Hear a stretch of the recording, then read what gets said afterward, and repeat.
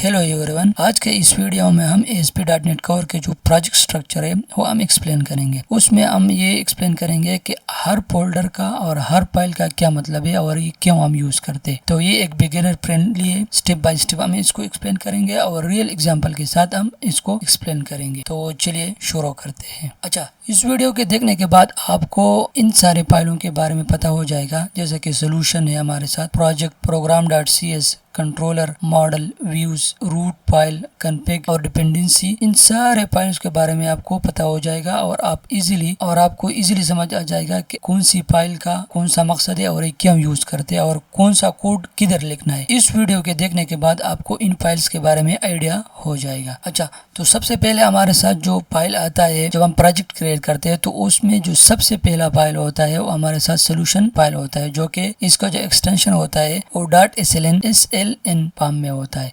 Solution file हमारे साथ एक कंटेनर होता है जिसमें हम एक या एक से ज़्यादा जो रिलेटेड प्रोजेक्ट है वो हम ऑर्गेनाइज रखते हैं। इसमें हमारे साथ web APIs, web app, class libraries और इसके अलावा जो टेस्ट प्रोजेक्ट होते हैं वो हमारे साथ एक ही वर्क स्पेस में हमारे साथ कनेक्टेड होते हैं। ये हमारे साथ मल्टी प्रोजेक्ट सपोर्टेड है। इसमें हम मल्टीपल प्रोजेक्ट्स डिफरेंट टाइप्स के रख सकते हैं।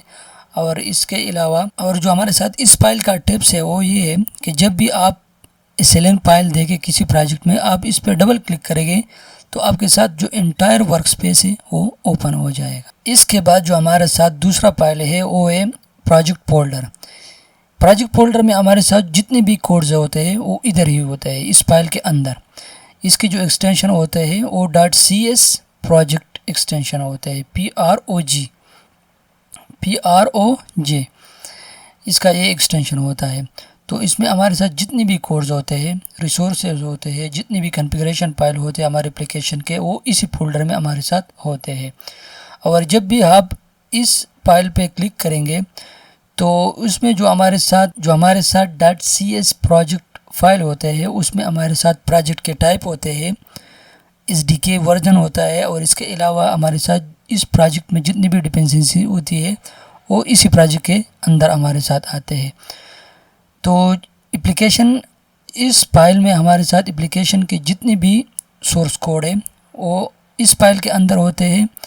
इसके अलावा इसके कॉन्फ़िगरेशन की जो सेटिंग होती है, इसके अलावा जो प्रोजेक्ट की सेटिंग और डिपेंडेंसीज होती है वो भी इस फाइल में हमारे साथ होते हैं।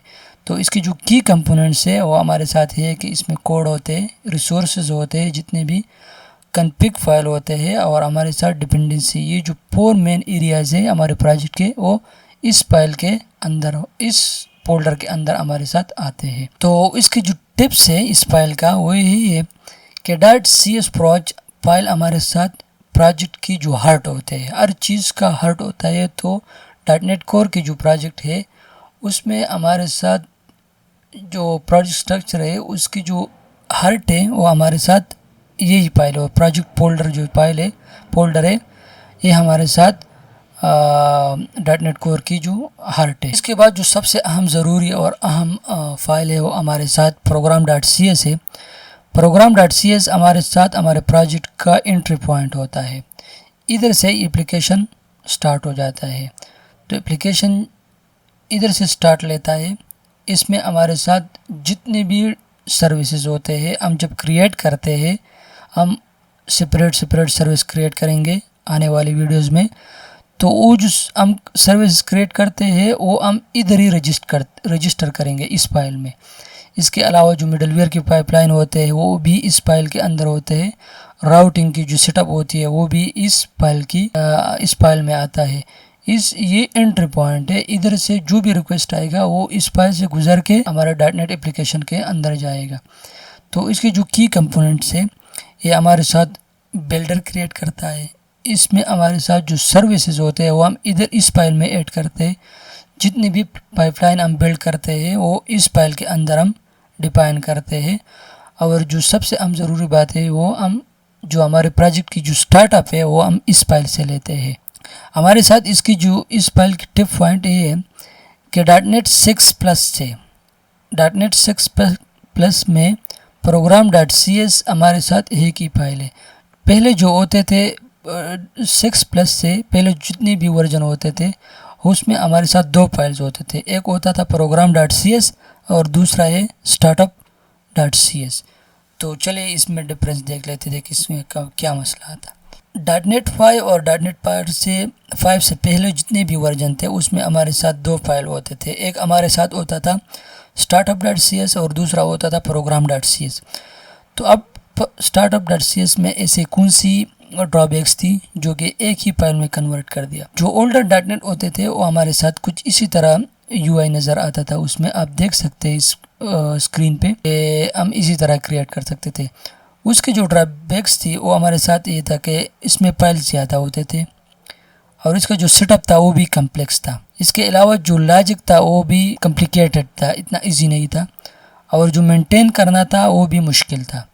तो इस वजह से .NET 6 में एक ही फाइल में इन दोनों को इकट्ठा कर दिया और एक ही फाइल हमारे साथ जनरेट हो गया जिसका नाम अभी है program.cs, और ओल्डर जो पहले हमारे साथ startup.cs था वो इसको रिमूव कर दिया। अब इसकी जो बेनिफिट्स है program.cs के, जो एक ही फाइल में कन्वर्ट कर दिया, इसकी जो बेनिफिट्स है वो ये है कि हमारे साथ कोड की जो लेस कोड हो गया, कोड हमारे साथ कम हो गए। इसके अलावा हमारे साथ ये मेंटेन करना भी इजी है।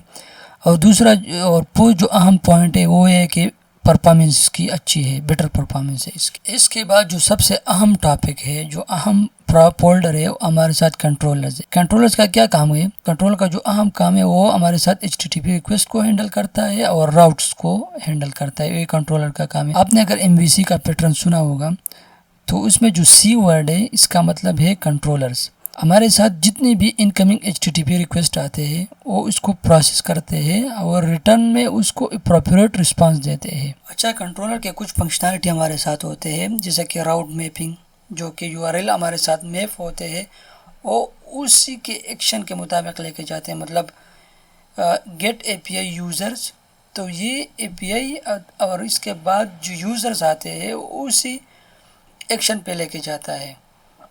इसके बाद जो हमारे साथ एक्शन मेथड्स होते हैं वो ग्रुप रिलेटेड ऑपरेशन उस पर परफॉर्म करते हैं। जो इसके बाद डेटा हैंडलिंग भी कंट्रोलर से हम हैंडल कर सकते हैं, जो मतलब उसको प्रोसेस करते हैं वो रिटर्न में उसको डेटा दे देते हैं। इसके अलावा हम व्यू भी दे सकते हैं और जेसन भी दे सकते हैं according to controller endpoint. अच्छा, इसके जो रिक्वेस्ट फ्लो होगा वो कुछ इस तरह होगा कि सबसे पहले लेट सपोज हमारे साथ गेट API यूज़र ये रिक्वेस्ट हमारे साथ आया, तो ये कंट्रोलर पे आ जाएंगे। कंट्रोलर पे हमारे साथ एक कंट्रोलर है जो कि यूज़र कंट्रोलर है।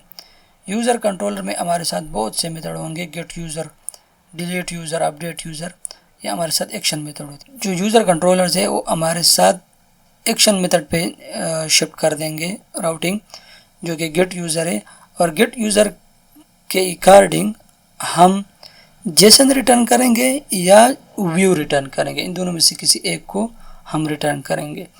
तो इसको जो कंट्रोलर की रिस्पॉन्सिबिलिटीज़ है हमारे साथ वो ये है कि रिक्वेस्ट को हैंडल करना, map routes and return response. ये एक एग्जांपल है हमारे साथ, आप देख सकते हैं स्क्रीन पे एक कंट्रोलर का। इसी तरह हमारे साथ कंट्रोलर का कोड होता है। बाद में हम इंशाल्लाह कंट्रोलर क्रिएट करेंगे और एक्शन मेथड्स, उसमें बहुत से एक्शन मेथड्स हम क्रिएट करेंगे। तो कंट्रोलर हमारे साथ एक ट्रैफिक मैनेजर है हमारे प्रोजेक्ट का।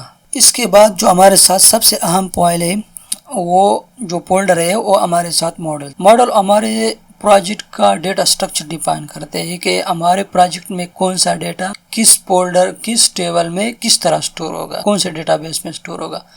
तो वो जो DB से रिलेटेड जितनी भी चीज़ें हैं वो हम इस मॉडल्स में डिफाइन करेंगे। इसमें हम डेटा स्ट्रक्चर डिफाइन करेंगे हमारे डेटा। तो मॉडल हमारे साथ क्या है? Model defines the data structure of your application. Model हमारे प्रोजेक्ट का डेटा स्ट्रक्चर डिफाइन करेंगे। They represent entities like users, product, order etcetera. तो मॉडल का क्या मकाम है? ये हमारे साथ जो हमारा डेटा होता है वो स्ट्रक्चर फॉर्म में कन्वर्ट करते हैं। अलावा हम इस फाइल में हम वैलिडेशन लगा सकते हैं, डेटा इंटीग्रिटी इसको बोलते हैं। इसके अलावा रीयूजिबिलिटी हम कर सकते हैं, इसमें परसिस्टेंस हम यूज कर सकते हैं। इसमें जो मॉडल है, मॉडल फोल्डर है वो बहुत ज़रूरी है। इसमें हम मॉडल्स क्रिएट करते हैं। सपोज यूज़र टेबल हम क्रिएट कर सकते हैं, कंपनी टेबल्स हम इसमें क्रिएट करते हैं। जितनी भी टेबल्स है वो हम इधर डिफाइन करेंगे। मॉडल्स हमारे प्रोजेक्ट का डेटा स्ट्रक्चर डिफाइन करता है।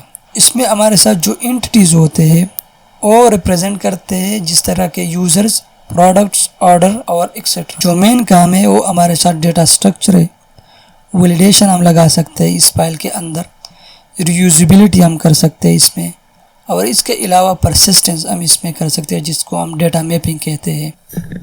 इसके अलावा जो हमारे साथ फोल्डर है वो हमारे साथ व्यूज़ है। तो जो व्यूज़ होते हैं हमारे साथ वो एक HTML टेम्पलेट्स होते हैं जो कि रेजर मार्कअप के साथ एम्बेडेड होते हैं, और रेजर मार्कअप हमारे साथ MVC एप्लीकेशन में प्रेजेंटेशन लेयर को हैंडल करता है। ये हमारे साथ API के लिए यूज़ नहीं होता है, ये सिर्फ MVC के लिए यूज़ होते हैं।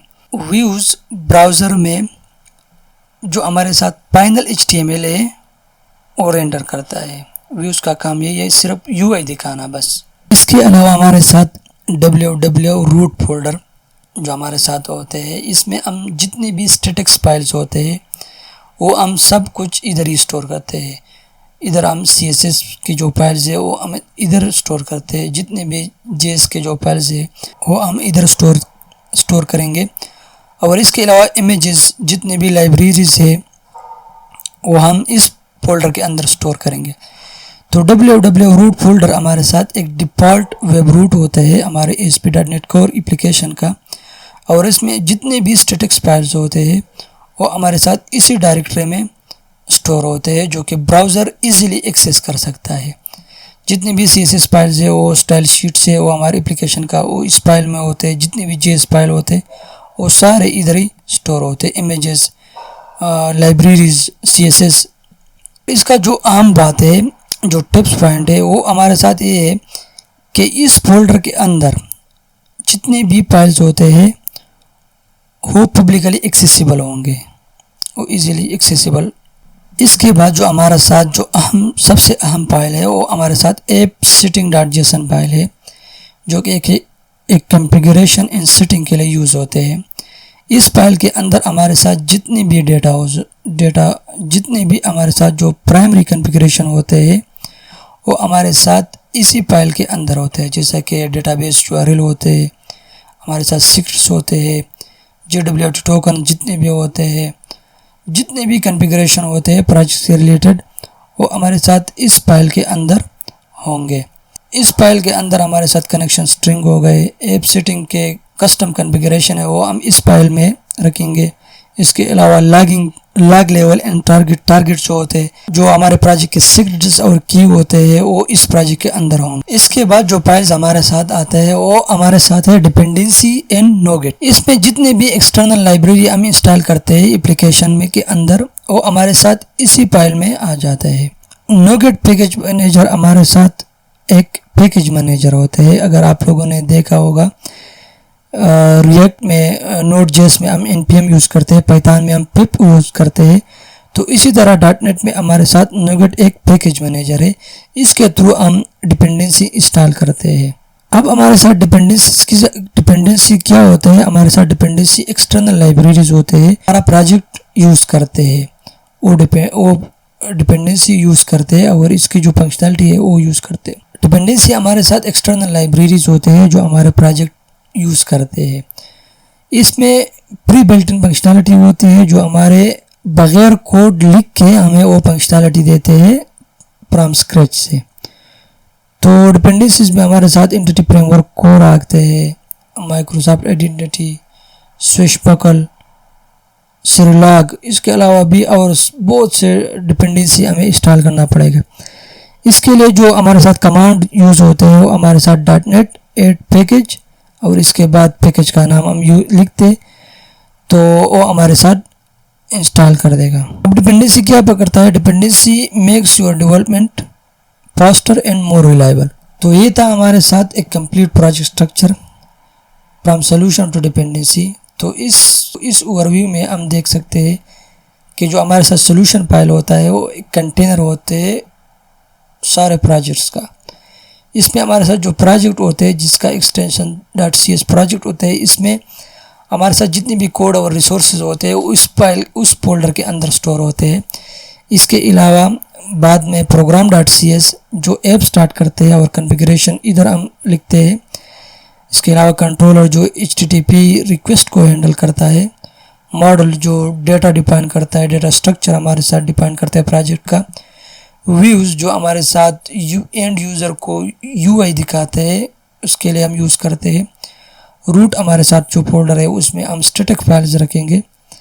ऐप डॉट सेटिंग जो हमारे साथ होता है उसमें हम कॉन्फ़िगरेशन की जितनी भी क्वेरीज है वो हम इधर रखेंगे, जैसा कि सीक्रेट्स होते हैं, DB कनेक्शन स्ट्रिंग हो गए, वो हमारे साथ इस फाइल के अंदर होंगे। जो लास्ट में हमारे साथ होते हैं वो डिपेंडेंसीज होते हैं, जितने भी एक्सटर्नल लाइब्रेरीज होते हैं वो हमें इस फाइल के अंदर मिलेंगे।